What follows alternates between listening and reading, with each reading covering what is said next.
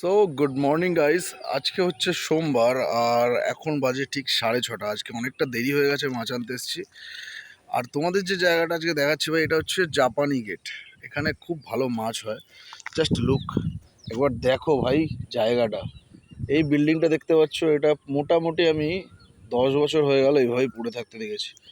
চারিদিকে বেশ জঙ্গল, একটা গ্রাম্য টাইপের ব্যাপারও আছে। এটা অ্যাকচুয়াল কোয়ার্টার ছিল আগে, এটা পরে ইএসআই হসপিটাল করা হয়েছে।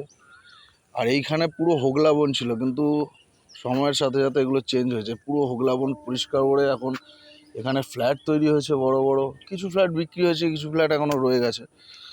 আর এই দিকের জায়গাটা একবার দেখো জাস্ট। ওই আগে যে পুকুরটা দেখতে পাচ্ছ, ওখানে আজকে জাল করা হচ্ছে।